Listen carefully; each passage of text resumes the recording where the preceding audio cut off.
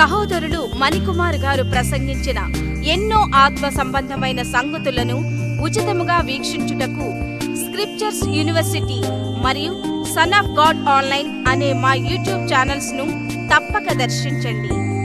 మా సమాచారమును ఎప్పటికప్పుడు తెలుసుకొని ఆత్మీయాభివృద్ధి నొందవలనంటే స్క్రిప్చర్స్ యూనివర్సిటీ మరియు సన్ ఆఫ్ గాడ్ ఆన్లైన్ అనే మా యూట్యూబ్ ఛానల్స్ ను సబ్స్క్రైబ్ చేసుకోండి.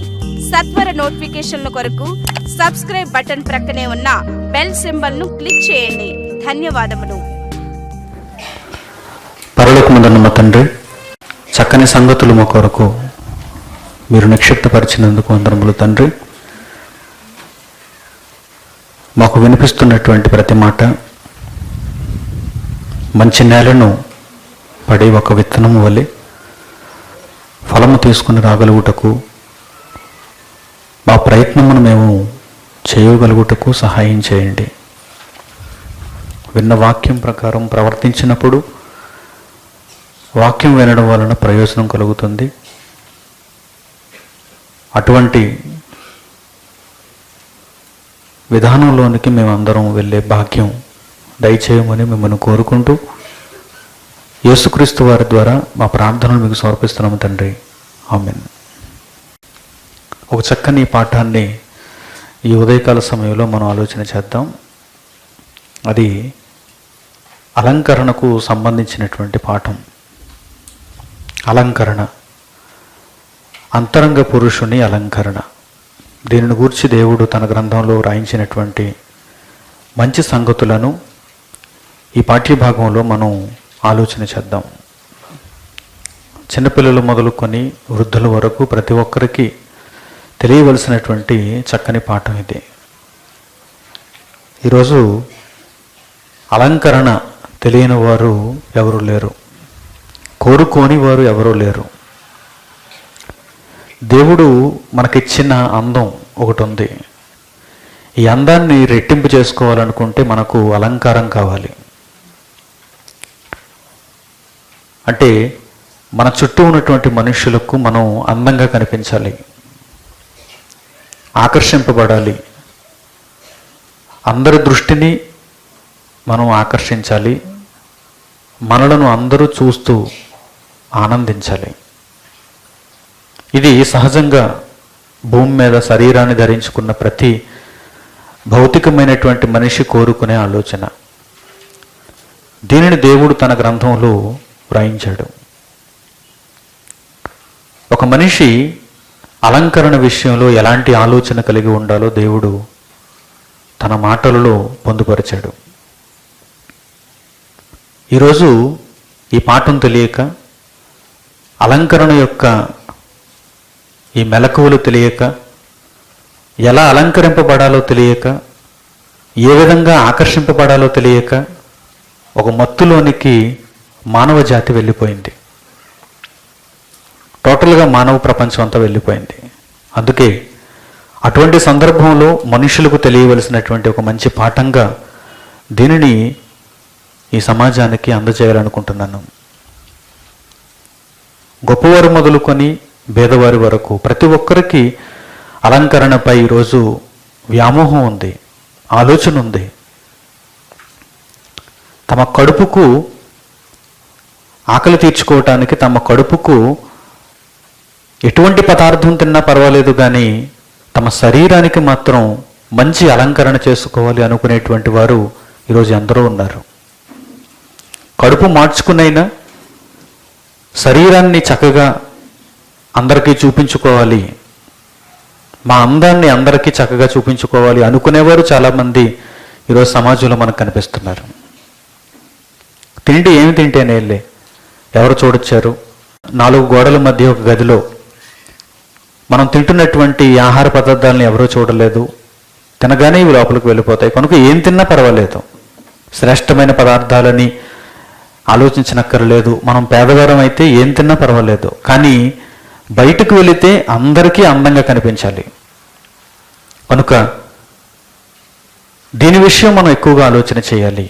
సంపాదించినది లేక అప్పు చేసి తెచ్చుకున్నది, దీనిని మన అందాన్ని రెట్టింపు చేసుకోవటానికి ఉపయోగించాలి అనుకునేటువంటి మనుషులు ఈరోజు లోకంలో ఉన్నారు. ఆరోగ్యం విషయంలో మనిషికి అంత ఆలోచన లేదు, కానీ అందం విషయంలో మనిషికి చాలా ఆలోచన ఉంది. ఒక కురుపు వేస్తే మనిషి దాని గురించి ఎక్కువగా ఈ రోజుల్లో పట్టించుకోవటం లేదు, కానీ ఒక మచ్చ పుడితే దాని గురించి ఎక్కువగా పట్టించుకుంటున్నాడు. ఒక ముట్టిమ, ఒక మచ్చ, లేక పైకి కనిపించేటువంటి అందానికి సంబంధించి ఏదైనా ఒక చిన్న లోపం ఇలాంటివి ఉంటే మనిషి ఆవేదన చెందుతున్నాడు. ఎందుకంటే ఇది అందరికీ కనిపించే అంగం, అందరికీ కనిపించే అవయవం. ఒక చేతి మీదో లేక కాలు మీదో ఏదైనా ఒక చిన్న పుండు ఉంటే దాని గురించి పెద్దగా ఆలోచించనక్కర్లేదు, దాని ఆరోగ్యాన్ని గురించి నేను పెద్దగా చింతించనక్కర్లేదు, ఇక లోపల అంతరింద్రియాలకు వచ్చినటువంటి రోగం అయితే పట్టించుకోనక్కర్లేదు అనుకుంటున్నాడు మనిషి. కానీ ఇది ఎంతవరకు వాస్తవం? నిజంగా ఇది న్యాయమా? మన ఆలోచన విధానం ఇలాగే ఉండాలా? లివర్కి ఏదైనా చిన్న పుండు వచ్చిందనుకోండి, దాని గురించి పెద్దగా పట్టించుకోవటం లేదు మనిషి, ఎందుకంటే కనిపించదు, ఆ పుండు కనిపించదు, దానికి సంబంధించిన అందం కనిపించదు, వదిలేస్తున్నాడు. అలాగా కొంతకాలానికి అది లివర్ క్యాన్సర్ అయిపోతుంది, కొంతకాలానికి అది తీసుకుని వెళ్ళిపోతుంది. బ్లడ్లో ఏమైనా ప్రాబ్లం వస్తే, ప్లేట్లెట్లు తగ్గిపోయినా, లేకపోతే బ్లడ్ పాడైపోయినా, లుకేమియా లాంటి ఏదైనా వ్యాధి వచ్చినా పెద్దగా పట్టించుకోవటం లేదు. కానీ శరీరానికి సంబంధించి బాహ్య రూపంలో కనిపించేది ఏదైనా ఒకవేళ సరిగ్గా లేకపోతే కనుక దాని గురించి ఎక్కువగా మనిషి చింతిస్తున్నాడు. ప్రియమైన వారలారా, దేవుడు దీనిని గూర్చి తన గ్రంథంలో చాలా మాటలు రాయించాడు. చాలా లోతుగా ఆయన మనిషిని ఆలోచింపచేస్తున్నాడు. ఆయన మాటలు విన్నప్పుడు, వాటిని అర్థం చేసుకున్నప్పుడు నిజంగా మన యొక్క మానసిక స్థితి మెరుగుపడుతుంది. మనం ఏ విధంగా ఆలోచించాలనేది మనకు అర్థమవుతుంది. నలుగురు చూస్తారని పైకి కనిపించే ఒక చిన్న అందం కోసం మనం ఆలోచన చేయాలా? 4 రోజుల పాటు మనం ఆరోగ్యకరంగా బ్రతికి దేవుని కొరకు పని చేయాలని మనం ఆలోచన చేయాలా? అలంకరణ విషయంలో దేవుడు ఎందుకు తగ్గమంటున్నాడు, వెనక్కి వెళ్ళమంటున్నాడు?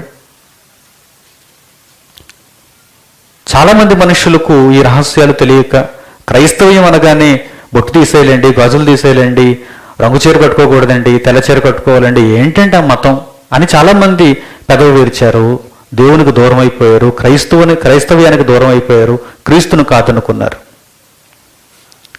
అసలు ఇందులో ఉన్న పరమార్థం ప్రారంభంలోనే క్రైస్తవులు చెప్పగలిగి ఉంటే ఈరోజు సమాజంలో అటువంటి అపోహలు ఉండేవి కావు. దేవుడు అలంకరణ విషయంలో ఎలా ఆలోచించమన్నాడు? దేవుడు అలంకారానికి వ్యతిరేక? అందంగా ఉంటే ఆయన చూడలేడా? మనం బొట్టు పెట్టుకుని, గాజులు వేసుకుని, పువ్వులు పెట్టుకుని, రంగురంగుల చీరలతో ఆయన సన్నిధిలో ఉంటే ఆయన అంగీకరించడా? ఏంటి ఆయనకున్న సమస్య? వాక్యంలో ఉన్న సమస్య ఏంటి? ఒక తెల్ల చీర కట్టుకుని అందవిహీనంగా మనం కూర్చోవటం వల్ల ఆయన ఆనందించేవాడా? ఎంతకీ ఇందులో ఉన్న రహస్యం ఏంటి? ప్రపంచం అడగలేదు, క్రైస్తవ్యం చెప్పలేదు. అంతే, మీరు ఇలాగే ఉండాలి, మారు మాట్లాడకండి, వస్తే రండి, పోతే పోండి అన్నారు క్రైస్తవులు. ప్రారంభంలో ఉన్న మన పూర్వీకులైన క్రైస్తవులు. క్రైస్తవం అంటే ఇంతే, తెల్లచీర కట్టుకోండి, తెల్లచీర కొనుక్కోండి. మీరు బాప్తిస్మం తీసుకుంటే తెల్లచీరలు కొనుక్కోండి, బాప్తిస్మం తీసుకుంటే తెల్ల బట్టలు కొనుక్కోండి. ఇక మీ జీవితకాలం అంతా వీటిని వేసుకుంటూ ఉండాలి. మీ బంగారం అంతా అమ్మేయండి. మీరు ఇక పువ్వుల జోలికి వెళ్ళకండి, గాజుల జోలికి వెళ్ళకండి, బొట్ట ముందే తీసేయాలి. చూసారా? క్రైస్తవ స్త్రీలకైతే, పురుషులకైతే మీ ఉంగరాలు తీసేయండి, గొలుసులు తీసేయండి, మీరు చాలా అందవిహీనంగా ఉండాలి దేవుని సన్నిధిలోనికి వస్తే అని ఒక సిద్ధాంత రూపంలో, ఒక ఆచారం రూపంలో దేవుడు ఈ విధంగానే చెప్పాడు అన్నట్టుగా సమాజానికి పరిచయం చేశారు. అందుకే సమాజం కూడా ఏమనుకుంది? దేవుని ఎరుగని సమాజం, అన్య సమాజం, అన్యజనులుగా ఉన్నవారు, క్రీస్తుని ఎరుగని వారు, వారేమనుకున్నారు అంటే క్రైస్తవ్యులకు వస్తే వీటన్నిటినీ దేవుడు తీసేయమంటున్నాడు అన్నమాట. దేవుడికి అలా ఉంటే ఇష్టమేమో, అంతేగాని ఇందులో పరమార్థం ఏంటి? దేవుడు నిజంగా వద్దన్నాడా? వద్దంటే ఆయన అలంకరణ విషయంలో ఎలాంటి రహస్యాలు చెప్పాలనుకున్నాడు? దీనిని ఆలోచన చేయాలి. వెళదాం. ఈ పాఠంలో వీటిని ఆలోచిస్తూ అలంకరణ విషయంలో సమాజంలో ఉన్నటువంటి సందేహాలను మనం నివృత్తి చేద్దాం. ఇటు క్రైస్తవ్యాన్ని అటు క్రైస్తవేతర సమాజాన్ని దేవుని మార్గంలో నడిపించడానికి దేవుని ఆత్మచేత ప్రోత్సహింపబడి ముందుకు వెళదాం. ఆయన మాటలలోనికి మనం వెళితే పేతురు రాసిన మొదటి పత్రిక 3వ అధ్యాయము 1వ వచనం నుంచి పేతురు పరిశుద్ధాత్మ ప్రేరణతో ఈ సంగతులను రాశాడు. పేతురు రాసిన మొదటి పత్రిక 3వ అధ్యాయం 1వ వచనం. అటువలే స్త్రీలారా అని స్త్రీల గురించి ఎందుకు మాట్లాడుతున్నాడంటే, స్త్రీల దగ్గరికి ఎందుకు వచ్చాడంటే, అలంకరణ అనగానే ఎప్పుడు ఏ ప్రాంతంలోనైనా సరే, అది ఇండియా కావచ్చు, అమెరికా కావచ్చు, ఆస్ట్రేలియా కావచ్చు, అలంకరణ అనగానే, అందాన్ని మెరుగుపరుచుకోవటం అనగానే స్త్రీలను గూర్చి ఎక్కువగా ఆలోచన చేయాలి. ఎందుకంటే ఈ ఆలోచన, అలంకరణ గూర్చినటువంటి ఆలోచన ఎక్కువగా ఎవరికి ఉంటుంది? స్త్రీలకు ఉంటుంది. మీరు బయట బ్యూటీ పార్లర్లు చూస్తుంటారు. బ్యూటీ పార్లర్ అంటే అర్థం ఏంటి? బ్యూటీ అంటే అందం, పార్లర్ అంటే అదొక కొట్టు, అదొక షాప్ అని అర్థం. అందానికి సంబంధించిన ఒక పార్లర్. బ్యూటీ పార్లర్ అని చెప్పి క్రింద బ్రాకెట్లో ఒక వాక్యం ఉంటుంది. ఏంటది? స్త్రీలకు మాత్రమే. ఎందుకు స్త్రీలకు మాత్రమే అని రాశారు? గిరాకీ ఎక్కువ, డిమాండ్ ఎక్కువ. అలాగని పురుషులలో బ్యూటీ పార్లర్కి వెళ్ళేవారు లేరని చెప్పను, డిమాండ్ తక్కువ. మనకు జనరల్గా సహజంగా ఎవరైనా బ్యూటీ పార్లర్ పెట్టుకున్నారంటే స్త్రీలకు మాత్రమే, స్త్రీలకు బ్యూటీ పార్లర్. పేతురు గారు కూడా అటువలే స్త్రీలారా అని ఎందుకు మాట్లాడుతున్నాడంటే, పురుషులు ఈ వాక్యాలకు అతీతమని కాదు, సహజంగా స్త్రీలకు ఇటువంటి లక్షణం ఉంటుంది కనుక వారిని ఉద్దేశించి మాట్లాడుతున్నాడు.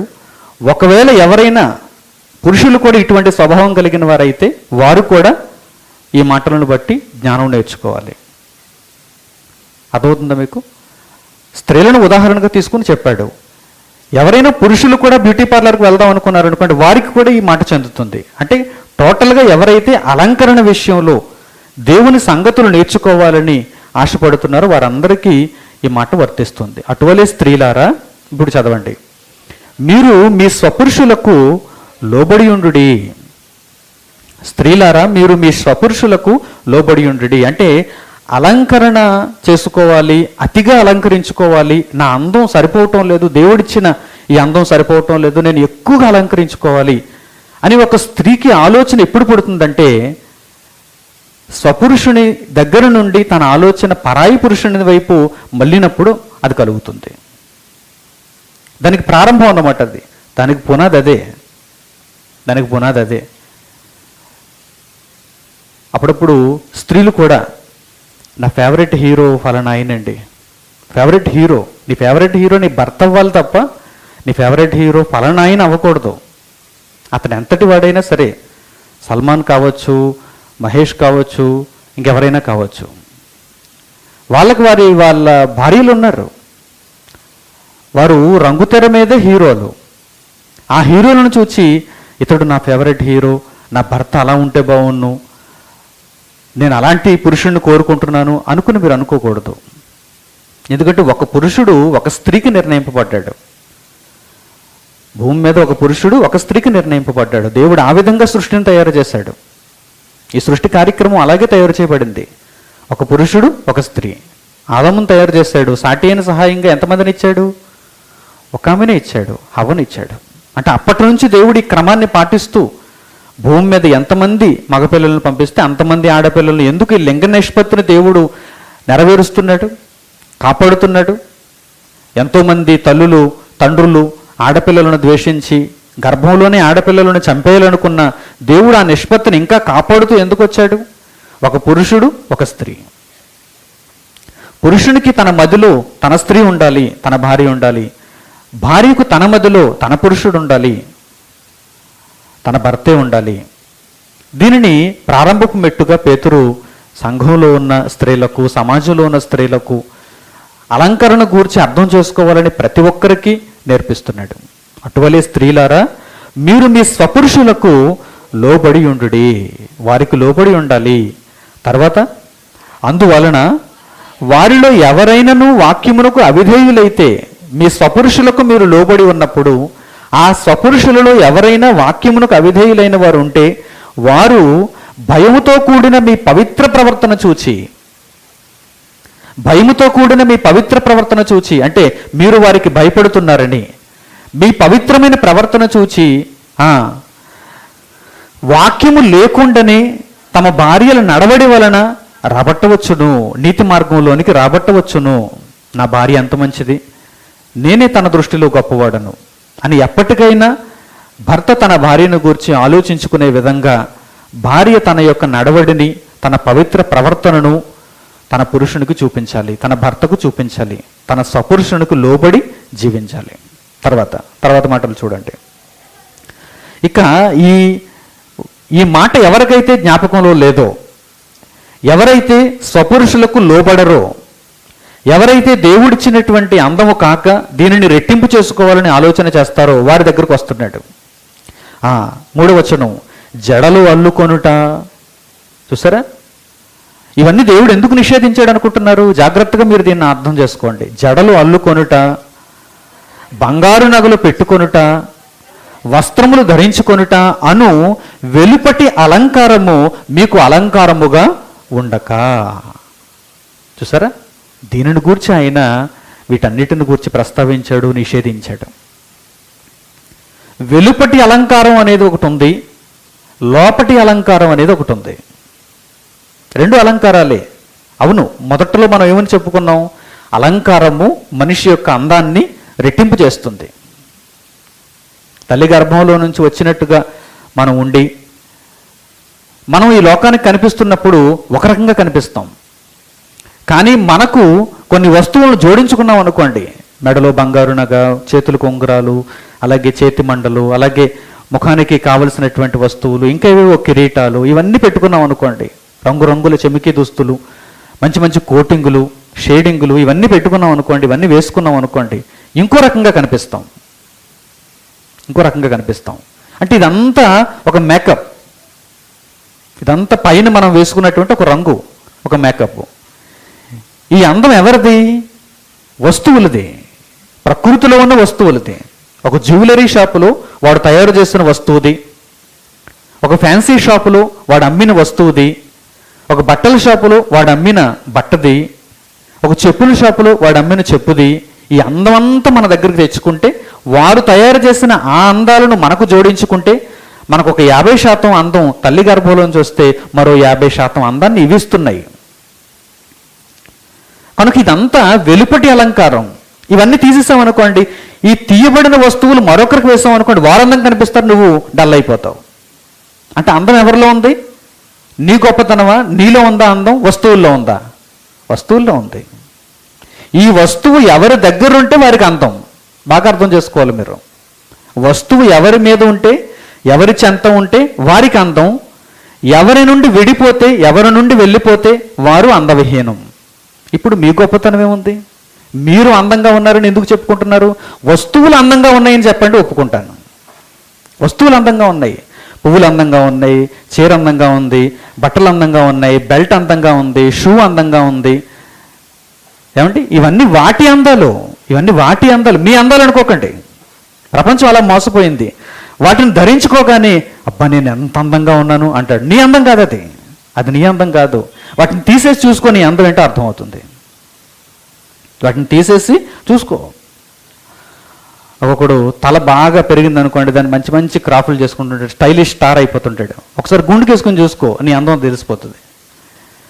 అందంగా ఉన్నానని చెప్పుకుని నీ తలకు మంచి మంచి హంగులు వేసుకుని ఒక బార్బర్ షాపుకు వెళ్ళి అతని చేత నువ్వు గంటల తరబడి కూర్చుని నాకు అలా కావాలి, ఇలా కావాలి, ఇంకో ఫోటోలో ఉన్నట్టుగా ఆ కట్టింగ్, ఆ షేపు నాకు కావాలి అని నీవు గంటల తరబడి అక్కడ కూర్చుని అతని చేత గంటల సమయాన్ని వృధా చేయించి నీవు చేసుకున్నటువంటి అలంకరణ అంతా నీ తల మీద ఉన్న వెంట్రుకలదే, నీది కాదు. నీ నిజమైన అందం నీకు అర్థం కావాలంటే ఒక్కసారి గుండు గీసే బాబు అని చెప్పాలి. మొత్తం గీసేస్తాడు. అప్పుడు నువ్వు అద్దం ముందుకు వచ్చి నించుంటే అప్పుడు నీ అస్సలు అందం నీకు తెలుస్తుంది. అది నీ అందం. వెలుపటి అలంకారం వేరు. వెలుపటి అలంకారం ఎప్పటికైనా నీ నుండి దూరంగా వెళ్ళిపోయేది. అది బాహ్య సంబంధమైనది. కొంతకాలానికి నీవు అద్దెకు తెచ్చుకుంటున్నావు, ఒక మత్తులో ఉండిపోతున్నావు, పాఠం అర్థం చేసుకోలేకపోతున్నావు. మరి ఇలాంటి వాటన్నిటిని దేవుడు ప్రకృతిలో ఎందుకు ఉంచాడండి? వెలుపటి అలంకారం కదా. అసలు ఇలాంటివి దేవుడు ప్రకృతిలో ఎందుకు సృష్టించాడు? ఒక మల్లెపువ్వు ఎందుకు సృష్టించాడు? గులాబీ పువ్వు ఎందుకు సృష్టించాడు? బంగారం ఎందుకు పెట్టాడు ఆయన లోకంలో? వజ్రం ఎందుకు పెట్టాడు ఆయన లోకంలో? ఒక సెంట్ ఎందుకు పెట్టాడు ఆయన లోకంలో? ఏమంటే ఇవన్నీ ఎందుకు ఇచ్చాడు ఇంతకీ? ఇవన్నీ ద్వేషించదగినవైతే, ఇవన్నీ పనికిరానివైతే, ఇవన్నీ మనందం కాకపోతే వీటిని ప్రకృతిలో దేవుడు ఎందుకు పెట్టినట్టు? ఎందుకు పెట్టాడంటే వెలుపటి అలంకారం అనేది మీకు అర్థమైనప్పుడు లోపటి అలంకారం మీకు అర్థమవుతుంది. వెలుపటి అలంకారం అనేది ఉంటే ప్రకృతిలో లోపటి అలంకారాన్ని గూర్చి, అంతరంగపు అలంకారాన్ని గూర్చి మీరు ఆలోచిస్తారు. అంతరంగపు అలంకారాన్ని గురించి మీకు చెప్పాలంటే వెలుపటి అలంకారాన్ని మీకు చూపించాలి. ఎందుకంటే అంతరంగపు అలంకారం కంటికి కనిపించేది కాదు, ఒక పట్టాన అర్థమయ్యేది కాదు, కూర్చోబెట్టి గంటల తరబడి చెప్పినా బుర్రకి ఎక్కేది కాదు. కనుక మీకు ఏం చేయాలి? మొట్టమొదట మీకు వెలుపటి అలంకారాన్ని చూపించాలి. ఒక పువ్వు వలన నీకు వచ్చే అందం, ఒక చీర వలన నీకు వచ్చే అందం, ఒక బట్ట వలన, ఒక వస్తువు వలన, ఒక బంగారపు నెక్లెస్ వలన, ఒక బంగారపు చేతిమండ వలన నీకు వచ్చే అందాన్ని మొదట నీకు చూపిస్తే ఆ తరువాత అంతరంగపు అలంకారం అంటే ఏంటో నీకు అర్థమవుతుంది. అప్పుడు దేనిని ద్వేషిస్తావో నీ చేతుల్లో ఉంటుంది, దేనిని ఆకర్షించుకుంటావో నీ చేతుల్లో ఉంటుంది. దేనిని ప్రేమించాలి, దేనిని ద్వేషించాలి, అప్పుడు నువ్వు నిర్ణయం తీసుకోవాలి. ముందు వెలుపటి అలంకారం ఎలా ఉంటుందో ఆయన ప్రస్తావించాడు. జడలు అల్లుకొనుట, బంగారు నగలు పెట్టుకొనుట, వస్త్రములు ధరించుకొనుట అను వెలుపటి అలంకారము మీకు అలంకారముగా ఉండక ఇప్పుడు చెబుతున్నాడు చూడండి. సాధువైనట్టియు మృదువైనట్టియు గుణము అను ఆ అక్షయ అలంకారము గల మీ హృదయపు అంతరంగ స్వభావము మీకు అలంకారముగా ఉండవలెను. ఏమంటే ఇవి మొదట దేవుడు చెప్పాడు అనుకోండి, అర్థమవుతాయా? అర్థం కావు. ఏంటండి సాధువైనట్టి అలంకారం అంటే ఏంటి? హృదయపు అంతరంగ స్వభావం అంటే ఏంటి? దానిని ఎలా అలంకరించుకోగలం మేము? దానిని ఎలా అందంగా చేసుకోగలం మేము? దాని అందాన్ని ఎలా రెట్టింపు చేసుకోగలం మనం? ఇది మీకు అర్థం కావాలంటే అందుకే మొదట మీకు భౌతిక సంబంధమైన అలంకారాన్ని గురించి మీకు పరిచయం అవ్వాలి. ఎంతో అందవిహీనంగా మనం ఉంటాం, కానీ వస్తువులను మనం జోడించుకుంటే, వస్తువులను మనం ఏద వేసుకుంటే అందమైన వారుగా మారిపోతాం. ఏంటి నువ్వే అంటారు ఒక్కొక్కసారి. ఏంటి ఇలా మారిపోయిందేంటి ఈమె? అప్పుడప్పుడు చూడండి కొంతమంది స్త్రీలు అలా వెళ్తున్నప్పుడు ఏంటి ఈమె అని కళ్ళు తెరబడి చూస్తారు. ఎందుకు? ఆమె అందం రెట్టింపు అయిపోయింది. అలాగే ఒక పురుషుడు ఏంటి ఇతనే ఇంత అందంగా తయారైపోయాడు ఏంటి అంటే ఏదైనా బ్యూటీ పార్లర్కి వెళ్ళాడా, జిమ్ చేస్తున్నాడా, బాగా సంపాదిస్తున్నాడా, అన్నీ కొనుక్కుంటున్నాడా? చూసారా, అందం రెట్టింపు అయిపోయింది. బాహ్య సంబంధమైన వస్తువులు మనిషి యొక్క భౌతిక సంబంధమైన ఈ రూపం యొక్క అలంకారాన్ని, అందాన్ని ఎలా పెంచగలుగుతున్నాయో ఆత్మ సంబంధమైన అందాన్ని కూడా పెంచగలిగే అలంకరణ బైబిల్లో ఉంది. ఆత్మ సంబంధమైన అలంకరణ. భూమి మీద భౌతిక జీవితంలో కేవలం పైన మాత్రమే మీరు చూడకండి, పైన మాత్రమే శరీరాన్ని మాత్రమే మీరు చూడకండి. కొంతకాలం అందంగా కనిపించి ఆ తరువాత మీరు ఎన్ని వస్తువులు దీనికి వేసినా వస్తువులు పరుగు పోతుంది, అంత అందవిహీనంగా మారిపోతారు మీరు. అలాంటప్పుడు ఉపయోగం ఏముంది చెప్పండి? వస్తువులకు కూడా ఒక రకంగా అందంగా, మీడియంగా, ఒక మోస్తరుగా అందంగా ఉన్నవారికే పనిచేస్తాయి వస్తువులు కూడా. ముసాలి డొక్కు అయిపోయాం అనుకోండి, మీకు అన్నీ అలంకరించామనుకోండి, ఏమి నిలబడతాయి చెప్పండి? ఉంటాయా? అస్సలు ఉండవు. నేనే ముసాలి డొక్కు అయిపోయాను అనుకోండి, ఈ షర్ట్ ఏంటండి, ఈ వాచ్ ఏంటండి, అన్నీ వేలాడిపోతాయి, ఎందుకు పని చేయవు. ప్రియమైన వారలారా, దేవుడు అందుకే అక్షయ అలంకారం అంటున్నాడు. అక్షయ అలంకారం అంటే క్షయమయ్యేది కాదు, కొంతకాలానికి ఊడిపోయేది కాదు, కొంతకాలానికి పనికి రాకుండా పోయేది కాదు, షేడ్ అయిపోయేది కాదు, కొంతకాలానికి మీ దగ్గర ఉండటానికి అసహ్యించుకునేది కాదు, ఏహ్యంగా కనిపించేది కాదు. కాదు కాదు ఇది ఎలాంటిదంటే అక్షయ అలంకారం. అంటే ఎల్లప్పటికీ సజీవముగా నిలిచేది, ఎల్లప్పుడూ బ్రతికి ఉండేది, ఎల్లప్పుడూ మీ చెంత ఉంటే మీకు అందాన్ని ఇచ్చేది. ఇలాంటి అలంకారమును ముందుగా ఎవరైతే అలంకారం విషయంలో పొరపాటు పడుతున్నారో వారందరూ తెలుసుకోవాలని పేతురు పరిశుద్ధాత్మ ప్రేరణతో మాట్లాడుతున్నాడు. ముందుగా ఈ విషయంలో చాలామంది స్త్రీలు పొరపాటు పడతారు కనుక వారిని ఉద్దేశించి చెప్పాడు. చూడండి ఆ మాట మరలా చూడండి. జడలు అల్లుకొనుట, బంగారు నగలు పెట్టుకొనుట, వస్త్రములు ధరించుకొనుట అను వెలుపటి అలంకారము మీకు అలంకారముగా ఉండక. అంటే దేవుడు వేటిని ద్వేషించలేదు, కానీ ఒక్కసారి పోల్చి చూసుకోమన్నాడు. వెలుపటి అలంకారం మీద మీ దృష్టి ఉండాలా, లోపటి అలంకారం మీద మీ దృష్టి ఉండాలా? అన్నీ దేవుడు సృష్టించినవే. సింధూరం దేవుడు సృష్టించిందే, పువ్వు దేవుడు సృష్టించిందే. వాటి వలన అపవిత్రత అని నేను చెప్పను, దేవుడు చెప్పలేదు. ఏమంటే పువ్వులు పెట్టుకుని వస్తే దేవుడు శాపం విధిస్తాడా? రంగు చీర కట్టుకుని వస్తే దేవుడు శాపానికి లోను చేస్తాడా? కాదు కాదు. పాఠం తెలియకపోతే దేవుడు శాపానికి లోను చేస్తాడు. ఈ మాటలలో ఉన్న అర్థం మీకు తెలియకపోతే దేవుడు శాపానికి మనం లోనైపోతాం. ఏంటి అర్థం? వెలుపటి అలంకారం ఒక మనిషి యొక్క అందాన్ని ఎలా రెట్టింపు చేస్తుందో లోపటి అలంకారం కూడా మనిషికి అంతే అవసరం. దేవుడి దృష్టికి మనం అందమైన వారంగా కనిపించాలి, అందమైన వారముగా కనిపించాలి. మన అందాన్ని రెట్టింపు చేసుకుంటూ అందరిలోనూ మనం దేవునికి ఆకర్షితులం అయిపోవాలి. 100 మందిలో మీరు నించున్న దేవుడు మిమ్మునే తదేకంగా చూడాలంటే మీరు ఎంత అందంగా ఉండాలి? 100 మంది మనుషుల మధ్య మీరు నించుంటే లోక సంబంధంగా మీ దృష్టి, ఎవరిదైనా ఒక దృష్టి మీ వైపు మాత్రమే పడాలంటే, ఒకరి దృష్టి మీ వైపునే పడాలంటే మీరు ఎంత అందంగా ఉండాలి? 99 మందిని మీరు డామినేట్ చేస్తూ అందంగా ఉండాలి. అప్పుడు అందరూ మిమ్మల్ని చూస్తారు. ఈరోజు ఇతడు అందంగా ఉన్నాడు, ఈరోజు ఈమె అందంగా ఉంది. దేవుడు ఈ కోట్లాది మంది మనుషుల మధ్య మనలను చూస్తున్నప్పుడు అందంగా ఉన్నాడు అని ఎప్పుడు చెబుతాడు? ఆయన అంతరంగ స్వభావాన్ని చూసేవాడు కదా. అంతరంగపు అలంకారం చాలా గొప్పది కదా. ఎవరైతే లోపటి అలంకారాన్ని కలిగి ఉన్నారో వారిని ఆయన తదేకంగా దృష్టి పెట్టి చూస్తాడు. చూడండి ఎటువంటి అలంకారం ఆయనకు కావాలో. సాధువుగా ఉండాలి. అహంకారులుగా మీరు ఉండకూడదు. నెమ్మదిగా ఉండాలి. ఎదిరించేవారుగా మీరు ఉండకూడదు. అణిగిమణిగా ఉండాలి. దేవుని కొరకు బలైపోయేవారుగా ఉండాలి. దేవుని చిత్తాన్ని నెరవేర్చేవారుగా ఉండాలి.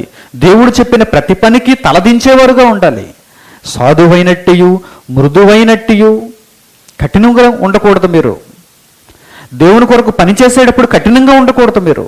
దేవుని కొరకు త్యాగాలు చేసేటప్పుడు కఠినంగా ఉండకూడదు మీరు. మృదువైనట్టు, గుణమును అక్షయాలంకారము గల మీ హృదయపు అంతరంగ స్వభావము, మీ మైండ్ అంతా ఎలా మారిపోవాలో చూడండి. సాధువైనట్టి మనసు కలిగి ఉండాలి, మృదువైనట్టి మనసు కలిగి ఉండాలి, లోబడే మనసు కలిగి ఉండాలి. వీటిని దేవుడు చూస్తున్నాడు. ఇవి మీకు అలంకారముగా ఉండవలను. అది దేవుని దృష్టికి మిగుల విలువ కలది.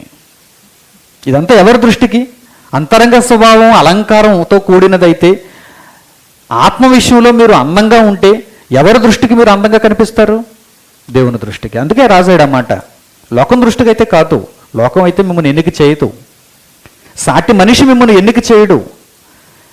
మీ హృదయం, మీ గుణం చక్కగా ఉన్నప్పుడు, మీ అంతరంగ స్వభావం అలంకరింపబడినప్పుడు లోకంలో ఉన్న సాటి మనిషి మిమ్మల్ని ఎన్నిక చేయకపోవచ్చు, కానీ పరలోకమందున దేవుని దృష్టికి మాత్రం ఇది మిగుల విలువ కలది. మరలా తిమోతికి రాసిన పత్రికలో పౌలు ఏమంటున్నాడు చూడండి. ఇప్పుడు పేతురు మాటలు చూశారు. పౌలు పరిశుద్ధాత్మ ప్రేరణతో తిమోతి దేవుని చెబుతున్నాడు చూడండి. తిమోతికి రాసిన మొదటి పత్రిక 2వ అధ్యాయం. తిమోతికి రాసిన మొదటి పత్రిక 2వ అధ్యాయము 9వ వచనం. 9వ వచనం నుంచి, మరియు స్త్రీలను, మరలా స్త్రీల దగ్గరకు వచ్చాడు. ఎందుకంటే ఎవరికైతే అలంకారం మీద ఎక్కువ వ్యామోహం ఉంటుందో వారిని ముందు సరిచేయాలి.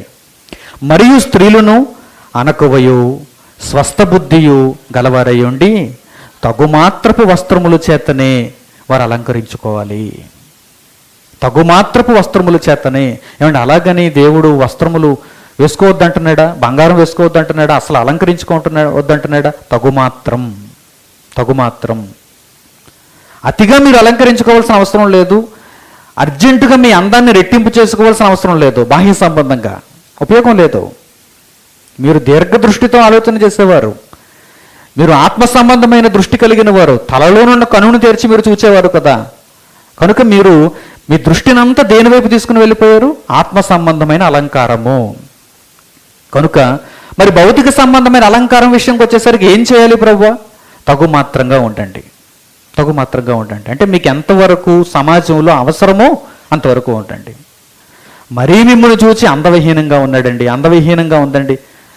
ఒక్కొక్కసారి అందంగా ఉన్న వారి యొక్క రూపాన్ని చూస్తే అందరి దృష్టి అతని మీదకి వెళుతుంది. ఒక్కొక్కసారి అందవిహీనంగా ఎవడైనా ఉన్నా కానీ వాడి వైపు అందరి దృష్టి వెళ్తుంది. మనం ఇప్పుడు ఎలా ఉండాలి? మధ్యలో ఉండాలి. తగు మాత్రం ఉండాలి మనం. 100 మందిలో అసలు బట్టలు లేకుండా ఒకడు ఉన్నాడు అనుకోండి, అందరి దృష్టి ఇప్పుడు ఒకడు అందంగా ఉన్నా సరే అందరి దృష్టి ఎవరి వైపు వెళ్ళిపోతుంది, వీడేంటి ఎలా వచ్చాడు అనుకుంటారు. అంటే ఎలా ఉండాలి మీరు? తగుమాత్రపు వస్త్రముల చేత, తగుమాత్రపు వస్త్రముల చేత. స్త్రీలు అనకవయు స్వస్థబుద్ధియు గలవారై ఉండి తగుమాత్రపు వస్త్రముల చేతనే గాని జడలతోనైనను బంగారముతోనైనను ముత్యములతోనైనను మిగులు వెలగల వస్త్రములతోనైనను అలంకరించుకొనక. ఇంత అలంకారం మనకు అవసరం లేదు. ఒకవేళ ఇది అవసరం అనుకుంటే దేవుడు తల్లి గర్భంలో నుంచే మనకు అవన్నీ పెట్టి పంపించును. ఆయనకి అది పెద్ద అసాధ్యం కాదు. ఒకవేళ అది మనకు అవసరం అనుకుంటే, ఏమండి ఆడపిల్లకి రింగులు ఉండాలి, ఆడపిల్లకి ముక్కుపుడుగు ఉండాలి, ఆడపిల్లకి గాజులు ఉండాలి, ఆడపిల్లకి రింగులు ఉండాలి, మగపిల్లవాడికి చేతి రింగులు ఉండాలి, మగపిల్లవాడికి వాచి ఉండాలి, ఇవన్నీ మీరు అనుకుంటున్నారా? ఒకవేళ అంత అవసరం అనుకుంటే దేవుడు తల్లి గర్భంలోనే వాటిని పెట్టి పంపించలేడా? అందంగా అలంకరించి దేవుడు తల్లి గర్భంలోంచి బయటకు తీసుకుని రాలేడా? ఈ అందం సరిపోతుంది అనుకున్నాడు దేవుడు. తగు మాత్రం అందం మనకు సరిపోతుంది అనుకున్నాడు. అలా అని ఆయన ఏమంటున్నాడంటే, మీరు ఆత్మ సంబంధమైన అలంకారాన్ని గూర్చి, అందాన్ని గూర్చి ఆలోచన చేయాలంటున్నాడు. భూమి మీదకి వచ్చిన తర్వాత మీ సమయాన్ని అంతా దీని కొరకు మీరు వృధా చేయకండి. తగు మాత్రపు వస్త్రముల చేతనే మీరు అలంకరింపబడండి. చూడండి ఏమంటున్నాడు ఆయన, ఏమంటున్నాడు చూడండి. జడలతోనైనను బంగారముతోనైనను ముత్యములతోనైనను మిగులు వెలగల వస్త్రములతోనైనను అలంకరించుకొనక దైవ భక్తి గలవారమని చెప్పుకున్న స్త్రీలకు తగినట్టుగా సత్క్రియల చేత తమను తాము అలంకరించుకొనవలెను. మీకంటూ ఒక అలంకరణ ఉంది, మీరు అలంకరించుకొనవలసిన ఒక అలంకరణ ఉంది. మీ అందాన్ని రెట్టింపు చేసుకోవలసినటువంటి పరిస్థితి ఒకటి ఉంది. అది ఆత్మ సంబంధమైన అలంకరణ, అంతరంగ పురుషునికి మీరు చేయవలసిన అలంకరణ. సత్క్రియలు ఎక్కువగా చేయండి, మీరు అందంగా కనిపిస్తారు దేవుని దృష్టికి. స్వస్థబుద్ధి కలిగిన వారుగా ఉండండి, మీరు దేవుని దృష్టికి అందంగా కనిపిస్తారు. బాహ్య సంబంధమైన అలంకారం ఆయన కోరుకోవటం లేదు, అలా ఉండటం చేత ఆయనకి ఇష్టం లేదు. అంతరంగ స్వభావం ఆయన దృష్టికి విలువ కలిగింది కనుక ఈ అంతరంగ స్వభావాన్ని మీరు బాగా అలంకరించుకోవాలి, ప్రతినిత్యం అలంకరించుకోవాలి. అప్పుడు దేవుని దృష్టికి మీరు గొప్పవారుగా కనిపిస్తారు. ఇక ఆయన గ్రంథంలో మరొక సందర్భంలో ఆయన చెబుతున్నాడు, వెలుపటి అలంకారం కలిగినటువంటి మనుషులను ఉద్దేశించి ఆయన మాట్లాడుతున్నాడు. అంతరంగ స్వభావాన్ని అలంకరించుకున్నటువంటి మరికొంతమంది మనుషులను గురించి ఆయన మాట్లాడుతున్నాడు. రెండింటిని ఆయన చూపిస్తున్నాడు తన గ్రంథంలో. వాటిని పరిశోధిస్తూ పాఠంలో మనం ముందుకు వెళ్దాం.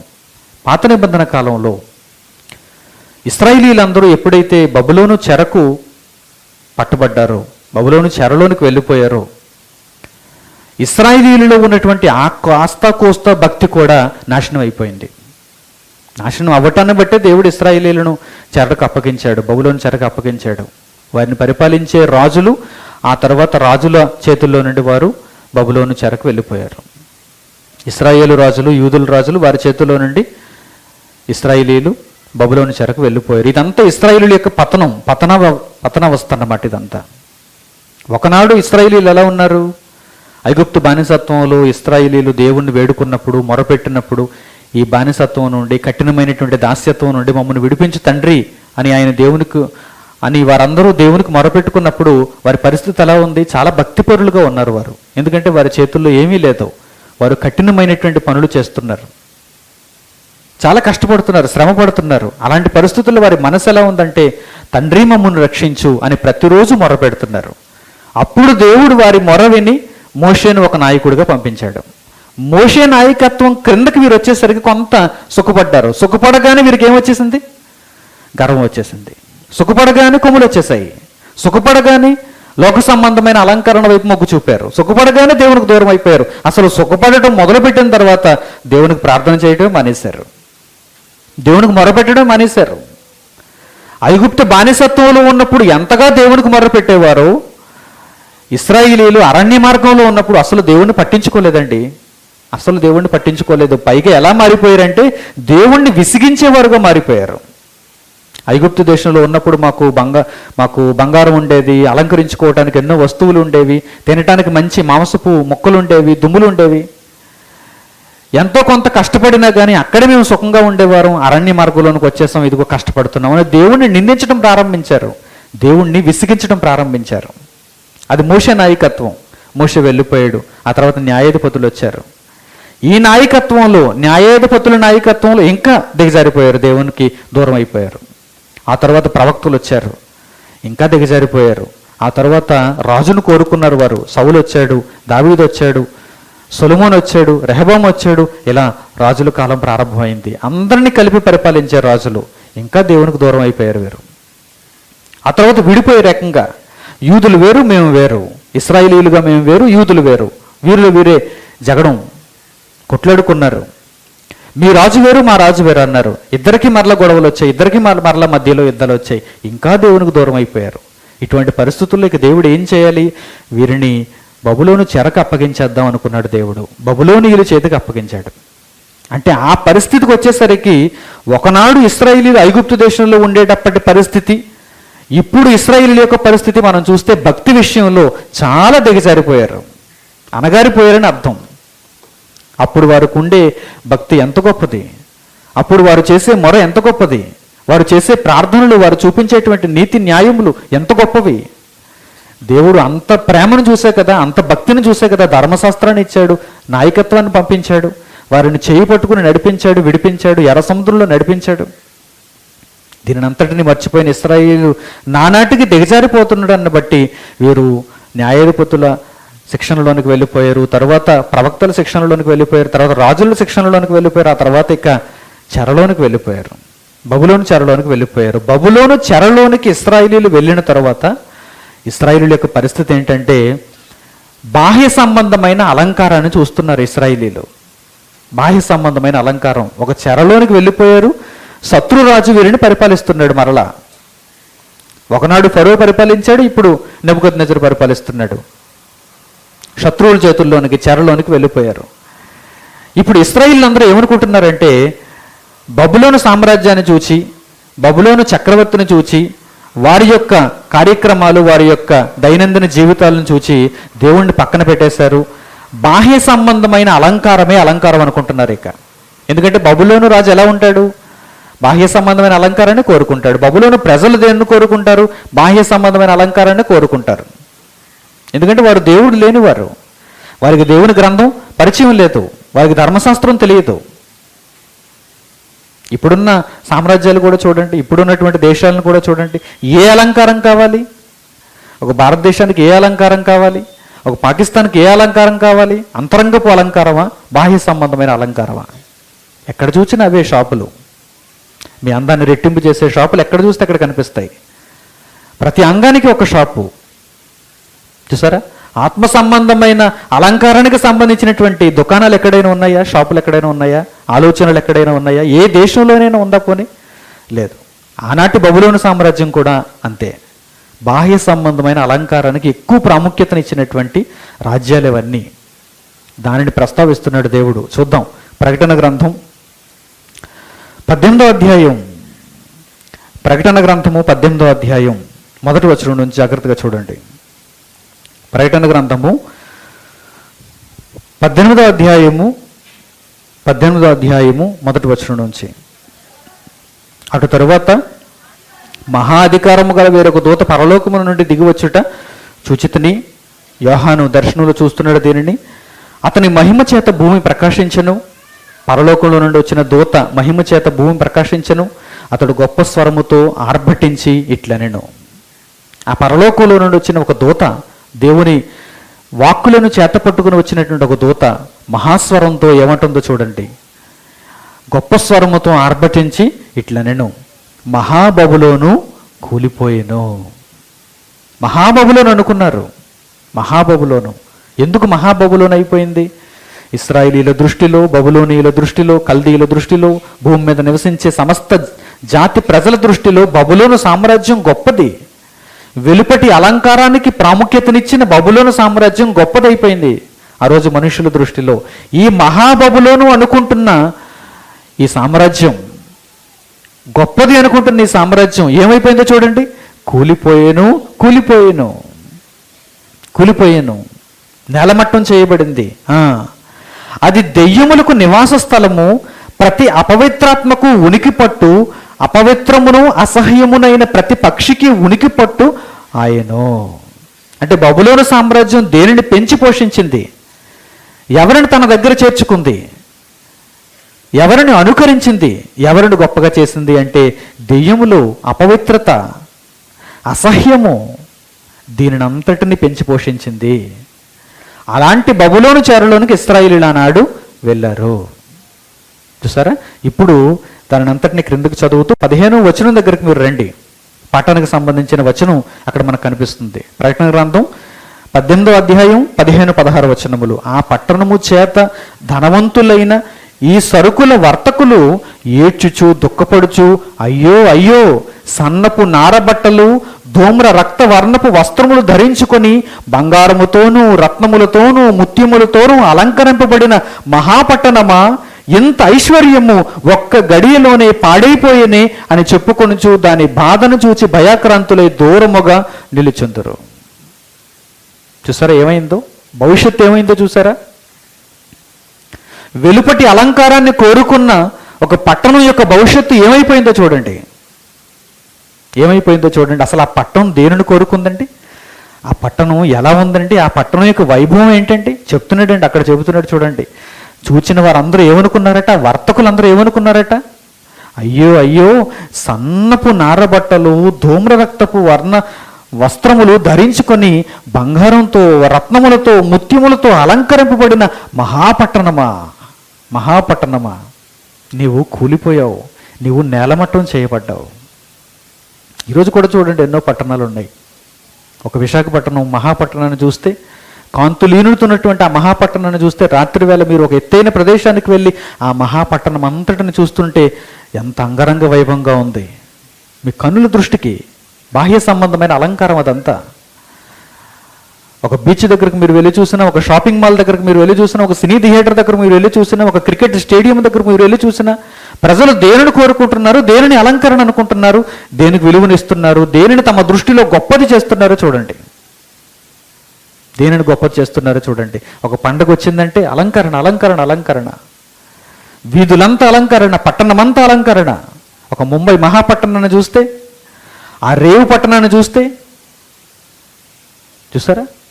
ఒక ఢిల్లీ మహాపట్టణాన్ని చూస్తే, ఇక ఇవన్నీ భారతదేశంలో ఉన్న పట్టణాలు. ఒక సింగపూర్ చూస్తే, ఒక బ్యాంకాక్ చూస్తే దాని వైభవం ఎలా ఉంటుందంటే, ఒక అమెరికాలో ఉన్నటువంటి కాలిఫోర్నియా చూస్తే దాని వైభవం ఎలా ఉంటుందంటే, పట్టణాలు కట్టుకోవటానికి, పట్టణాలను అలంకరించుకోవటానికి ఈరోజు మనిషి తహతహలాడుతున్నాడు, తప్పించిపోతున్నాడు. జాగ్రత్తగా మీరు ఆలోచన చేయాలి. ఇదంతా బైబిల్లో ఉందా? ఈ రహస్యాలన్నీ బైబిల్లో ఉన్నాయా? అవును, ఉన్నాయి. ఒకనాడు బబులోను పట్టణం కూడా ఈ విధంగానే ఆలోచించింది. ఇశ్రాయేలీయులందరినీ చెరపట్టినటువంటి బబులోను మహాపట్టణం ఈ విధంగానే ఆలోచించింది. నేను ఒక మహాపట్టణాన్ని కట్టాలి, నేను ఎలా ఉండాలంటే రక్తవర్ణపు వస్త్రములు ధరించుకోవాలి, నార వస్త్రములు ధరించుకోవాలి, బంగారం నా దగ్గరే ఉండాలి, ముత్యం నా దగ్గరే ఉండాలి, మిగులు వెలగల వస్త్రాలన్నీ నా దగ్గరే ఉండాలి, నేను అలంకరింపబడాలి, సమాజంలో భూమి మీద ఉన్నటువంటి ప్రతి అలంకరణకు సంబంధించిన వస్తువు నా దగ్గర ఉండాలి అనుకుంది ఆ పట్టణం. ఆ పట్టణం ఏమైపోయిందో చూడండి. అయ్యో అయ్యో, ఈ పట్టణం పాడైపోయిందా? అయ్యో అయ్యో, ఈ పట్టణం నేలమట్టం అయిపోయిందా? అవును, ఎందుకంటే ఇది వెలుపటి అలంకారం. ఇది వెలుపటి అలంకారం. ఒక్క తుఫాను చాలు ఈ వెలుపటి అలంకారాన్ని నేలమట్టం చేయటానికి. ఒక్క సునామీ చాలు ఈ వెలుపటి అలంకారం అంతటిని నీళ్లపాలు చేయటానికి. కానీ నీ హృదయపు అంతరంగ స్వభావాన్ని నేలమట్టం చేయాలంటే ఒక తుఫానుకు సాధ్యమవుతుందా? ఒక సునామీకి సాధ్యమవుతుందా? ఈ భూమి మీద నీ బ్రతుకును అంతమొందించగలదేమో కానీ నీ స్వభావాన్ని మాత్రం అంతమొందించలేవు. అటువంటి శక్తి ప్రకృతిలో దేనికి లేదు. ఎందుకంటే అది అక్షయాలంకారం, అది నిత్యము ఉండే అలంకారం. ఒక ప్రకృతికి లేదండి. మీ అంతరంగ స్వభావాన్ని నేలమట్టం చేసే, సమాధి చేసే శక్తి ప్రకృతిలోని దేనికి లేదు. అంత గొప్పది. కానీ మీరు అలంకరించుకునేమంటారా? మీ జీవితకాలం అంతా కష్టపడి కష్టపడి కష్టపడి సంపాదించుకుని ఒక నెక్లెస్ అంటారా? అది అంతరింప చేయాలంటే చాలా సులువు. ఈ ప్రకృతికి, మనుషులకు కూడా చాలా సులువు. దొంగలు కన్నము వేసి దొంగిలెదరు. ఈ మధ్య అప్పుడప్పుడు మనకు వార్తల్లో వినిపిస్తుంది చైన్ స్నాచింగ్. మీరు నగ వేసుకుని వెళ్ళారు అనుకోండి, బయటికి ఇద్దరు వస్తారు పల్సర్ బండి మీద వచ్చి అలా స్లో అవుతారు, మీ మెడలో ఉన్నటువంటి నెక్లెస్ పట్టుకుంటారు, తర్వాత 60 కిలోమీటర్ స్పీడ్లో వెళ్ళిపోయారు. ఆ తర్వాత మీరు ఎలా అనుకోవడమే, నెంబర్ కూడా మీకు దొరకదు, బండి నెంబర్ కూడా మీకు దొరకదు, అంత ఫాస్ట్ వారు. అందివేసిన చెయ్యి అందులో. వీరు దొంగిలించటానికి అవకాశం ఉంది, కానీ మీ అంతరంగ స్వభావం ఒక సాధువైనటువంటి అంతరంగ స్వభావాన్ని మీరు కలిగి ఉన్నారనుకోండి, ఒక మృదువైన అంతరంగ స్వభావాన్ని మీరు కలిగి ఉన్నారనుకోండి, ఒక సత్క్రియను మీరు అలంకరించుకున్నారనుకోండి, దాన్ని ఎవరు దొంగిలించగలరండి? ఎవరు పట్టుకెళ్తారండి? దానిని దొంగిలించడం వల్ల ఎవరికి ఉపయోగం అండి? అది మీ దగ్గరే శాశ్వతంగా ఉండిపోతుందండి. దానిని మీరు దాచుకున్నంత వరకు, దానిని మీరు కాపాడుకున్నంత వరకు అది మీ దగ్గరే ఉండిపోతుందండి. దేవుని కొరకు ఒక కార్యక్రమాన్ని మీరు చేస్తే అది మీకు ఒక అలంకారం అండి, ఒక నగది, ఒక భూషణం అది. దాన్ని అలంకరించుకున్న తర్వాత పరలోకమందున తండ్రికి మీరు కనిపిస్తే ఎంత ఆనందపడతాడండి. ఎంత అందంగా ఉన్నాడు నా బిడ్డ, దేవుని పనులు చేసిన నా బిడ్డ అనుకుంటాడు తండ్రి. ఆ ఆనందాన్ని కన్నతండ్రికి ఇవ్వలేకపోతున్నారు. భూమి మీద మాత్రం దేనినో సంపాదించుకున్న చివరికి కన్నీరు మున్నీరు అవుతున్నారు. చివరికి మాత్రం ఇదేనండి, చివరికి వచ్చే శేషం మాత్రం ఇదే. అందుకే ఆయన గ్రంథంలో దీనిని ముందుగా ఆయన వ్రాయించి పెట్టాడు. చిట్ట చివరి గ్రంథంలో మరలా ఆయన తెలియజేస్తున్నాడు.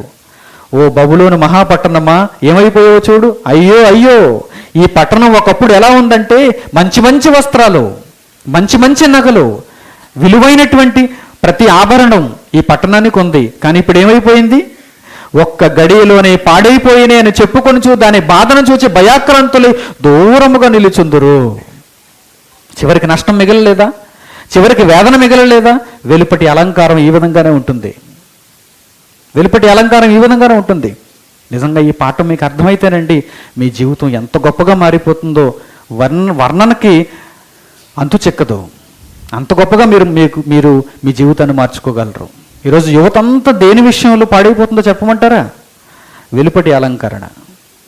యవనస్తులు, యవన ప్రాయంలోనికి వచ్చినటువంటి యవనస్తులు, చిన్నపిల్లలు కూడానండి. ఈరోజు చిన్నపిల్లలు కూడా పట్టుమని 10 ఏళ్ళు ఉండవు, వీళ్ళకు కూడా ఏం కావాలి? వెలుపటి అలంకారం కావాలి.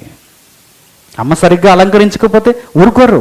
ఎందుకంటే బాయ్ ఫ్రెండ్ ఏమనుకుంటాడో మరి, గర్ల్ ఫ్రెండ్ ఏమనుకుంటుందో మరి, నేను సరిగ్గా లేకపోతే, హెయిర్ క్రాప్ సరిగ్గా తిప్పకపోతే గర్ల్ ఫ్రెండ్ ఏమనుకుంటుందో ఏంటి? 10 ఏళ్ళ బుడ్డోడికి కూడానా, 10 ఏళ్ళు వచ్చినోడికి కూడానా వీడిని పట్టుకోలేకపోతున్నాం. జస్ట్ ఇంటర్ పాస్ అయ్యాడు అనుకోండి, ఇంక వాడికి మన మాటలు కూడా అందు, వాడే చెప్పేస్తాడు ఇప్పుడు మనకు మెసేజ్లు. ఇంటర్ పాస్ అయితే ఏమంటే ఎన్నో రోజులు సాధన చేసి దేవుని జ్ఞానాన్ని నేర్చుకున్నటువంటి మనకు కూడా వాడు మెసేజ్ చెబుతాడు. జస్ట్ ఇంటర్మీడియట్ పాస్ అవుతాడు అంతే వాడు. చూసారా సాతాను ఏ విధంగా వెలుపటి అలంకారం చేత చిన్నపిల్లలను సైతం పాడు చేస్తుందో చూడండి. చిన్నపిల్లలను కూడా పాడు చేస్తుందో చూడండి. కనుక నా ప్రియమైన సోదర సోదరీమణులారా, వెలుపటి అలంకారాన్ని మీరు చూడకండి. ఈ వెలుపటి అలంకారం మిమ్మల్ని మోసం చేసేది, మీరు 2 కళ్ళను మోసం చేసేది. నేను అందంగా ఉన్నాను చూడు అని మిమ్మల్ని ఆకర్షించి దేవుని జ్ఞానానికి మిమ్మల్ని దూరం చేస్తుంది. ఒకవేళ ఎవరిలోనైనా అందాన్ని మీరు చూడాలనుకుంటే కనుక అంతరంగ స్వభావపు అందాన్ని చూడండి. మీరు దేవుని కోసం బ్రతుకుతున్నారా? మీరు దేవుని కోసం పని చేస్తున్నారా? మీరు దేవుని కోసం ఎలా మాట్లాడతారు అని వారి చేత ఒక్కసారి మాట్లాడించి అప్పుడు వారి అందాన్ని చూడండి. మీరు దేవుని కోసం పాడగలరా? మీరు దేవుని కోసం పని చేయగలరా? కష్టపడే మనస్తత్వం ఉందా? మరణానికైనా ఎదురు వెళ్ళి దేవుని పనిని నెరవేర్చగలిగినటువంటి స్థాయి మీకుందా? అదండి అందం అంటే, అదండి బ్యూటీ అంటే. వారు దేవుని దృష్టిలో గొప్ప అందగాళ్ళు. అలాంటి వారిని చూచి మీరు ప్రేమించాలి, అలాంటి వారిని చూచి మీరు స్నేహం చేయాలి. చూడండి మరో మంచి మాట చూడండి. అదే ప్రకటన గ్రంథము మరో సందర్భంలో కూడా చెబుతున్నాడు. 17వ అధ్యాయం, అదే ప్రకటన గ్రంథము 17వ అధ్యాయము 1వ వచనం నుంచి, 17వ అధ్యాయం 1వ వచనం నుంచి, ఆ 7 పాత్రలు పట్టుకుని ఉన్న 7 దేవదూతల్లో ఒకడు వచ్చి నాతో మాట్లాడుచు ఇలాగూ చెప్పారు, నీవు ఇక్కడికి రమ్ము, విస్తార జలముల మీద కూర్చున్న మహావేశ్యకు చేయబడు తీర్పు నీకు కనపరచదను.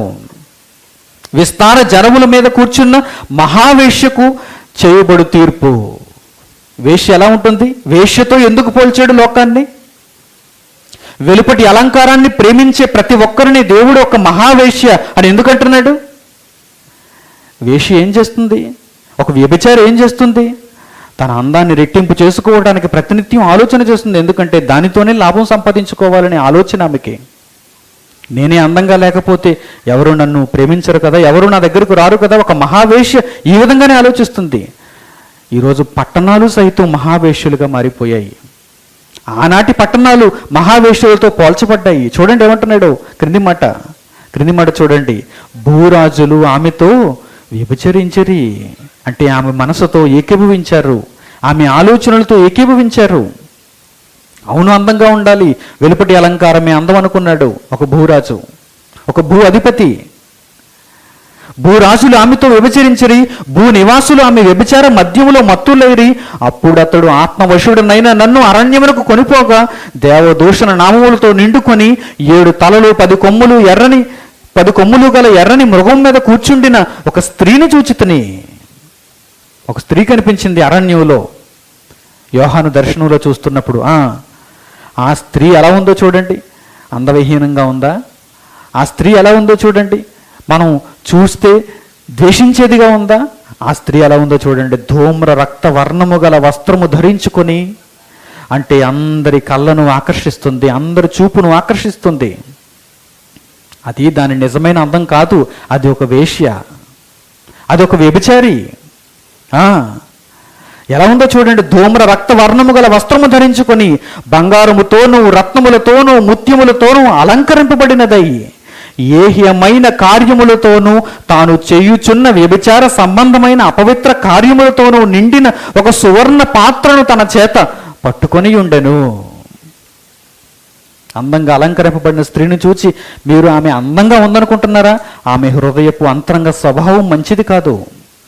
ఎందుకంటే నీవలే ఎంతమందిని ఆకర్షించాలని ఆమె కోరుకుంటుందో నీకు తెలియదు. తెలుసా? నీకు తెలీదు. కనుక ఓ యవనస్తుడా, ఓ యవనస్తురాలా, పొరపాటు పడకండి. అందంగా ఉన్నాడు, నా కోసమే అందంగా ఉన్నాడు అనుకోకండి. మీరు పోతే మరొకరిని, మరొకరు పోతే మరొకరిని, ఇలా వారు ఆహ్వానిస్తూనే ఉంటారు, ఆకర్షిస్తూనే ఉంటారు. మీకు స్వపురుషులు కావాలా? మీకు సొంత స్త్రీలు కావాలా? లేక అందరూ కావాలా? అందరూ కావాలనుకుంటే అందరితో పాటు ఎయిడ్స్ కూడా వస్తుంది. చూసారా? అంటే దేవుడు ఏమి నేర్పిస్తున్నాడు?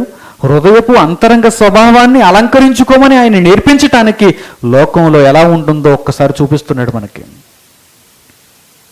ఈ పట్టణములు, ఈ మహాజనులు ఏ విధంగా ఆలోచిస్తారో దేవుడు చూపిస్తున్నాడు. ఆ స్త్రీ ఎలా ఉంటుందంటే చాలా అలంకరణ కలిగినదై ఉంటుంది, చాలా అలంకరించుకుంటుంది. అది ఒక వేశ్యతో పోల్చబడింది. తర్వాత క్రింది మాటలు చూడండి.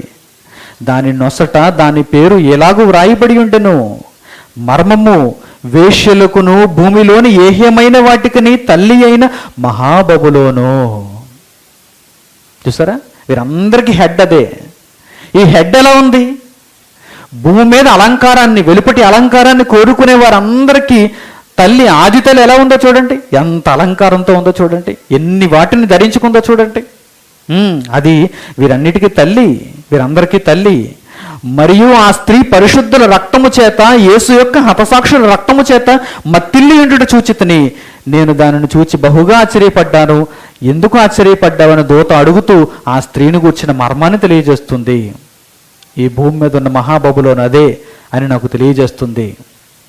ఆ మత్తులో, ఆ పిచ్చిలో మీరు పడకూడదు. వెలుపటి అలంకారం అనేటువంటి ఆ మత్తులో మీరు పడకూడదు. అంతరంగ స్వభావం అనే అలంకారంలో మీరు ఉండాలి. ఆ అలంకారాన్ని మీరు పెంచుకోవాలి.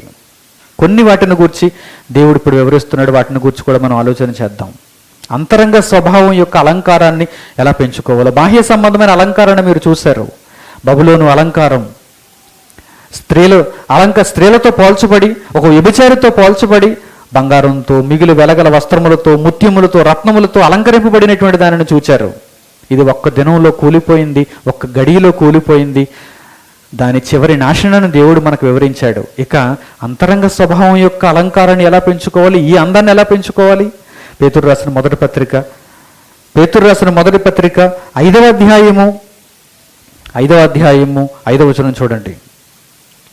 పేతురు రాసిన మొదటి పత్రిక 5వ అధ్యాయము 5వ వచనం, చిన్నలారా మీరు పెద్దలకు లోబడి ఉండుడి. చిన్నలారా మీరు పెద్దలకు లోబడి ఉండుడి. ఆత్మ విషయంలోనూ శారీరక విషయంలోనూ మీరు చిన్నవారైతే పెద్దవారికి మీరు లోబడి ఉండాలి. ఎందుకంటే వారి ద్వారా మీకు దేవుడు పాఠాలు నేర్పిస్తాడు, జ్ఞానం నేర్పిస్తాడు, మంచి సంగతులు నేర్పిస్తాడు, మార్గాన్ని చూపిస్తాడు. చిన్నలారా మీరు పెద్దలకు లోబడి ఉండుడి. మీరందరూ ఎదుటి వాని ఎడల దేన మనస్సును వస్త్రము ధరించుకొని మిమ్మును అలంకరించుకొనుడి. ఈ అలంకారం ఉందా? కేవలం బాహ్య సంబంధమైన అలంకారాన్ని గురించి ఆలోచిస్తున్నారా? ఈ అలంకారం మీలో ఉందా? ఏంటి అలంకారం చూడండి. మీరందరూ ఎదుటి వాని ఎడల దేన మనస్సు. యేసుక్రీస్తులో చూడండి, దేన మనస్సు అనే అలంకారం ఎంత గొప్పగా ఉంటుందో. ఆయన మౌనిగా ఉండి మాట్లాడటం లేదు. ఆయన మీద ఎన్నో నేరాలు ఆపాదించబడుతున్నప్పుడు దేవుని కార్యక్రమాలు నెరవేర్చడానికి ఆయన నోరు విప్పటం లేదు. ఎందుకంటే దేన మనస్సు అనే వస్త్రం ఆయన ధరించుకున్నాడు. ఆయన అలంకారం అది. దేవుని కొరకు మీరు పని చేయాలంటే, దేవుని కార్యక్రమాలను మీరు నెరవేర్చాలంటే, వాటన్నిటిని పూర్తి చేయాలంటే ఎంత దేన మనస్సు కలిగి ఉండాలి చెప్పండి. అహంకారులుగా ఉండకూడదు. నేనేంటండి, తల దించడం ఏంటండి, ఎప్పుడు ఎవరికి తల దించలేదండి అనుకోకండి. దేవుని నిమిత్తం మీరు తల దించితే అది మీకు అలంకారం. దేవుని నిమిత్తం మీరు తల దించుకుంటే అది మీకు అలంకారం. చూడండి ఏమంటున్నాడు. దేన మనస్సు అను వస్త్రము మీరు ధరించుకోవాలి, మిమ్మల్ని అలంకరించుకోవాలి. దేవుడు అహంకారులను ఎదిరించి దీనులకు కృప అనుగ్రహించును. అహంకారులను దేవుడు ఎదిరిస్తాడు. మీరు ఎవరిని లెక్క చేయకుండా అందరినీ ఎదిరించుకుంటూ పోతే మిమ్మల్ని దేవుడు ఎదిరిస్తాడు. మీరు దేవుని నిమిత్తం తలదించితే దేవుడు మీకు కృప అనుగ్రహిస్తాడు. అంటే మహాలోకాన్ని మీకు అనుగ్రహిస్తాడు. మరో మాట చూడండి. కీర్తనల గ్రంథము 149వ అధ్యాయము. కీర్తనల గ్రంథము 149వ అధ్యాయము 4వ వచనం, యెహోవా తన ప్రజలందు ప్రీతి గలవాడు, ఆయన దీనులను రక్షణతో అలంకరించెను. ఈ అలంకరణ ఉందా? నేను రక్షింపబడ్డానండి, నేను రక్షణలో ఉన్నానండి, దేవుని చూపు నన్ను ఆకర్షించిందండి, నేను అంతరంగ స్వభావానికి అలంకారం కలిగిన వాడిగా ఉన్నానండి అని మీరు చెప్పగలుగుతున్నారా? ఆ రక్షణలోనికి మీరు వచ్చినప్పుడు, ఆ రక్షణలో మీరు ఉన్నప్పుడు మీరు ఈ మాట చెప్పగలరు. ఏమంటున్నాడు చూడండి ఇక్కడ, యెహోవా తన ప్రజల యందు ప్రీతి గలవాడు. తన ప్రజలు మహాబబులోని యందు ఆయనకు ప్రీతి లేదు. సన్నపు నారవస్త్రాలు కట్టుకుందని, అరణ్యంలో కూర్చుందని, ఒక మహావేశ్యను పోలి ఉందని, బంగారం ముత్యములు రత్నములు ఆమె దగ్గర ఉన్నాయని దేవుడు ఆమె దగ్గరకు వెళ్ళటం లేదు, ఆమెను చూడటం లేదు. ఆమె యందు ప్రీతి కలిగి దేవుడు లేడు. మరి ఎవరి యందు ఆయన ఇష్టపడుతున్నాడు? ఎవరిని ఆయన కోరుకుంటున్నాడు? ఎవరైతే ఆయన స్వరూపంలోనికి మారిపోతున్నారో, ఎవరైతే అంతరంగ స్వభావాన్ని అలంకరించుకుంటున్నారో, అందంగా మార్చుకుంటున్నారో వారి ఎడల ఆయన చూపు నిలుపుతున్నాడు. చూడండి, యెహోవా తన ప్రజల యందు ప్రీతి గలవాడు, ఆయన దీనులను రక్షణతో అలంకరించును. ఎవరైతే దీనత్వం కలిగి దేవుని కార్యక్రమాలలో ముందుకు వెళతారో వారిని ఆయన అలంకరిస్తాడు. ఆ అలంకరణతో ఉన్న వారిని దేవుడు అంగీకరిస్తాడు. మరో మాట, యెషయా గ్రంథం 61వ అధ్యాయం, యెషయా గ్రంథము 61వ అధ్యాయం 10వ వచనం, శృంగారమైన పాగా ధరించుకొనిన పెండ్లి కుమారుని రీతిగా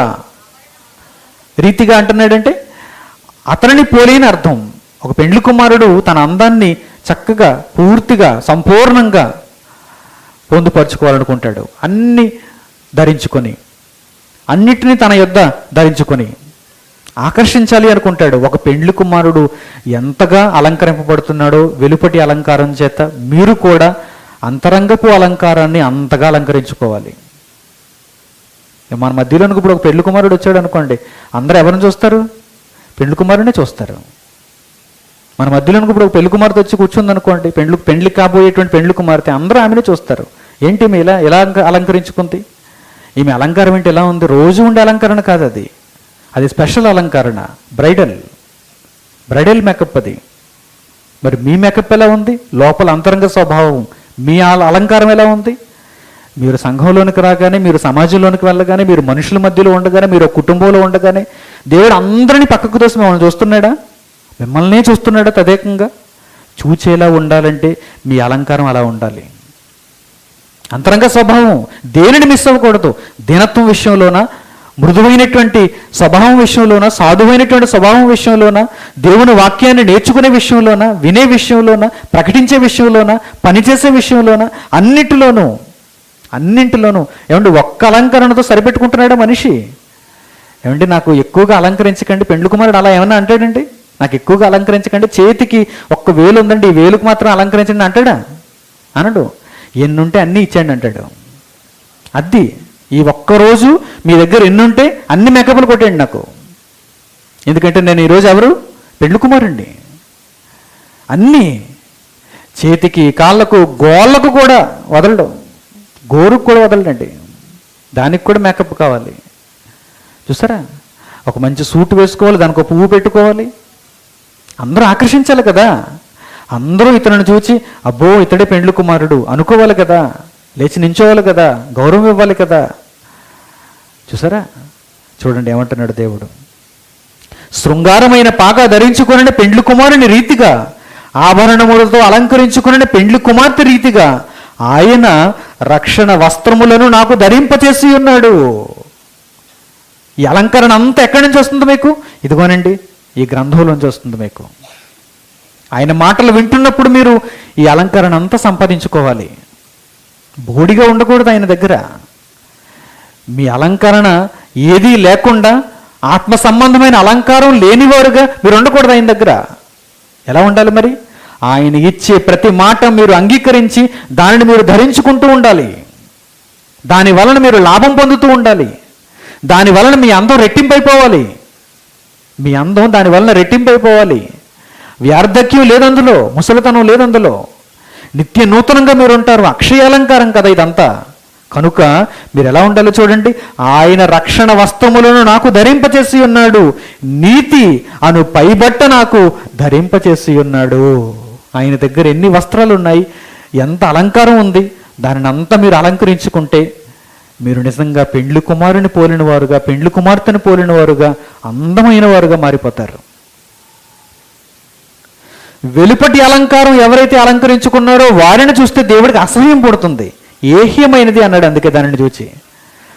బాహ్య సంబంధమైన అలంకారం మనం దేవునికి చూపించామనుకోండి, సంఘంలోనో సమాజంలోనో ఎక్కడైనా, ఇదిగో తండ్రి ఈరోజు చూడు నేను ఎలా ఉన్నాను, టిప్ టాప్గా ఉన్నానని చీ అంటాడు దేవుడు. ఎందుకంటే ఏహ్యమైనది ఆయన దృష్టికి అది.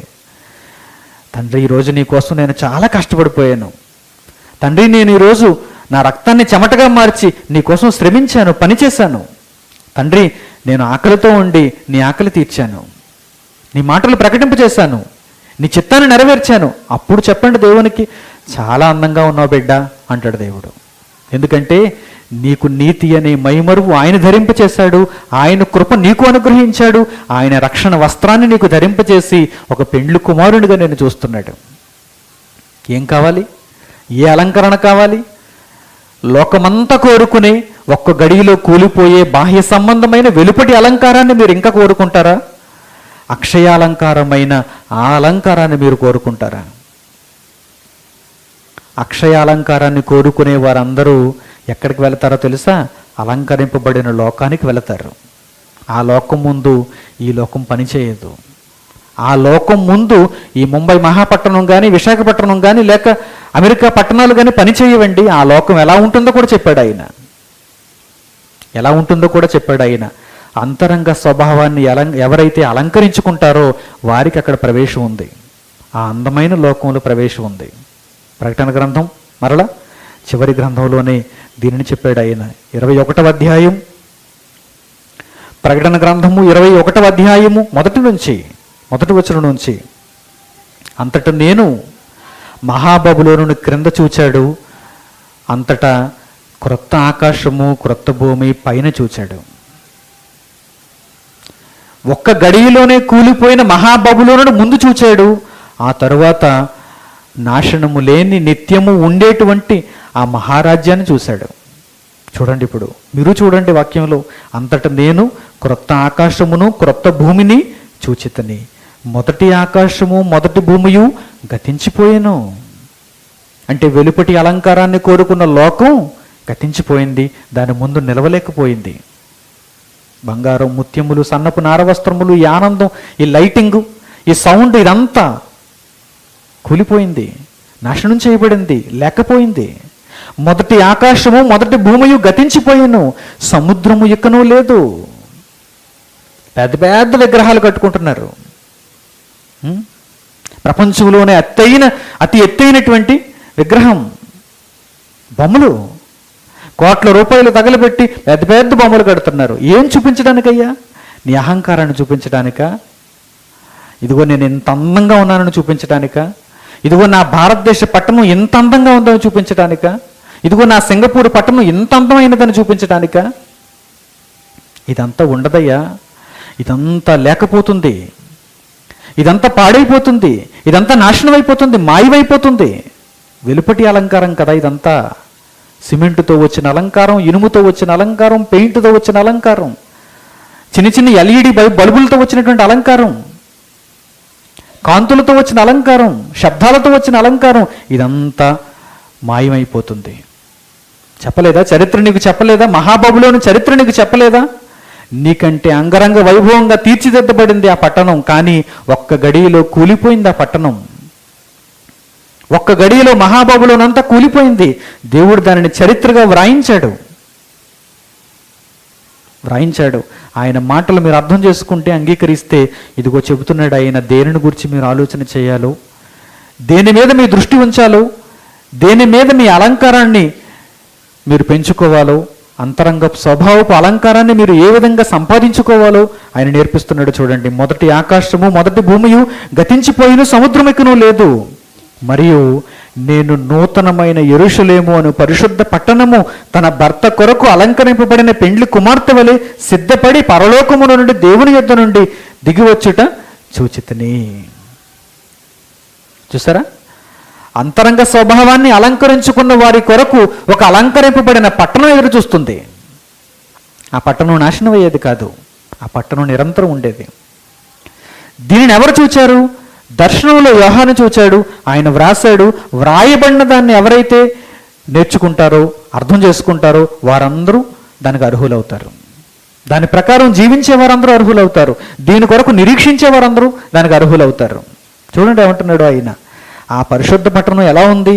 అది బబులోను పట్టణం లాంటిది కాదు. ఆ పరిశుద్ధ పట్టణము తన భర్త కొరకు అలంకరింపబడిన పెండ్లి కుమార్తె వలె. అంటే నీవు అలంకరింపబడినప్పుడు మరి ఆ పట్టణం కూడా ఎలా ఉండాలి? అలంకారం కలిగినదిగా ఉండాలి. అది వెలుపటి అలంకారం కాదు, అది మంచి అలంకారం, శాశ్వతమైన అలంకారం. నీవు ఎలాంటి అలంకారాన్ని అయితే కలిగి ఉన్నావో అలాంటి అలంకారము కలిగినటువంటి ఒక పరిశుద్ధ పట్టణం అది. నేను చూచినప్పుడు, మరియు నేను నూతనమైన యెరూషలేమును ఆ పరిశుద్ధ పట్టణము తన భర్త కొరకు అలంకరింపబడిన పెండ్లి కుమార్తె వలె సిద్ధపడి పరలోకమందున దేవుని యొద్ద నుండి దిగివచ్చుట చూచితిని. అప్పుడు ఇదిగో దేవుని నివాసం మనుషులతో కూడా ఉన్నది. దేవుడు మనుషులతో కూడా ఉన్నాడు. ఆయన వారితో కాపురముండును, వారైన ప్రజలై ఉందరు. దేవుడు తానే వారి దేవుడై ఉండి వారికి తోడై ఉండును. ఆయన వారి కన్నుల ప్రతి బాష్ప బిందువును తుడిచివేయును, మరణము ఇకను ఉండదు. చూసారా? ఇక్కడైతే ఉంది. వెలుపటి అలంకారాన్ని కోరుకున్న ఈ లోకంలో అయితే మరణం ఉంది, కానీ అక్కడ మరణం లేదు. ఎప్పటికీ నీవు నిలిచి ఉంటావు. ప్రతి నిత్యము నీవు ఏ అలంకారంతో ఉంటావు? మరణము ఇకను ఉండదు. దుఃఖమైనను, ఏడ్పైనను, వేదన అయినను ఇక ఉండదు. మొదటి సంగతులు గతించిపోయినని సింహాసనంలో నుండి వచ్చిన ఒక గొప్ప స్వరము చెప్పుట వింటనే. మొదటి సంగతులన్నీ గతించిపోయాయి. మొదటి సంగతులు ఏంటి? ఆ సంగతులు వెలుపటి అలంకారానికి సంబంధించిన సంగతులు అవన్నీ. మొదటి సంగతులన్నీ గతించిపోయాయి. దాని వైభవం అంతా గతించిపోయింది. అదంతా నాశనం చేయబడింది. అక్కడ ఉన్నవారికైతే, వెలుపటి అలంకారంతో ఉన్నవారికైతే కన్నీరు ఉంది, బాధ ఉంది, ఏడ్పు ఉంది, మరణం ఉంది, అన్నీ ఉన్నాయి. ఏమంటే బాగా అలంకరించుకున్నవాడి కష్టాలు లేవా? బాగా అలంకరించుకున్నంత మాత్రం వాడు ఏడవటం లేదా? వాడు ఆత్మహత్య చేసుకోవటం లేదా? చూడండి, సమాజంలో ఉన్న ప్రతి ఒక్కరూ ఈ విధమైనటువంటి రుగ్మతలతో ఉన్నప్పుడు దేవుడు ఒక చక్కని ఆశాకిరణాన్ని చూపిస్తున్నాడు. చూడండి, లోకమందున్న వెలుపటి అలంకారం కాదు, హృదయపు అంతరంగ స్వభావాన్ని మీరు అలంకరించుకోండి. దానిని గొప్పదిగా దేవునికి చూపించండి. మీరు అలంకరింపబడిన వారైతే అలంకరింపబడిన ఒక లోకం మీకోసం సిద్ధం చేయబడింది. దానిలో అడుగు పెట్టాలనే ఆలోచన మీకు ఉంటే ఇప్పుడే దేవుని కొరకు మీ మనసు మార్చుకోండి. దేవుని కొరకు పనిచేసేవారుగా మీరు మారండి. లోకాన్ని చూచి లోకమందున్నటువంటి ఆ అలంకారాన్ని చూచి మీరు మైమరిచిపోయి దేవునికి దూరం కాకండి. మంచి నిర్ణయం తీసుకోండి. ప్రార్థన చేసుకుందాం. తలలు వంచి ప్రార్థనలో ఏకీభవించండి.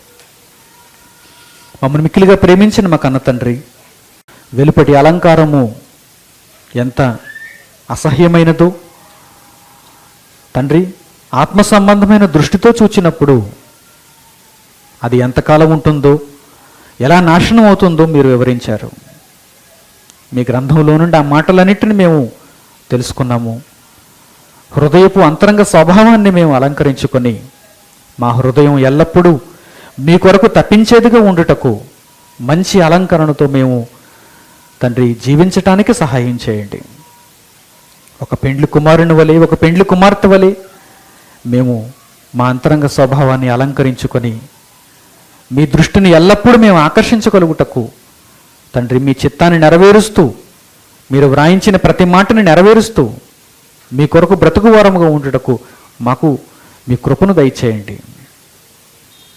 ఇదే అలంకారాన్ని మా జీవితకాలం అంతా మేము కలిగి ఉండి అలంకరింపబడిన ఆ పట్టణం కొరకు ఎదురు చూస్తూ అందులో శాశ్వతమైన జీవమును మేము పొందటానికి, మీతో నివాసం మీరు చేయటానికి తగిన వారముగా మారటానికి తండ్రి ఇప్పుడే మంచి నిర్ణయం తీసుకుని వెలుపటి అలంకారమును మేము ద్వేషించి అంతరంగ స్వభావపు అలంకారాన్ని మేము ప్రేమించి తండ్రి దాని కొరకే ప్రతినిత్యము బ్రతుకుడట్లుగా మాకు సహాయం చేయమని మిమ్మును మనసారా కోరుకుంటూ మా ప్రార్థన మనవులను యేసుక్రీస్తు వారి ద్వారా మీకు సమర్పిస్తున్నాము తండ్రి.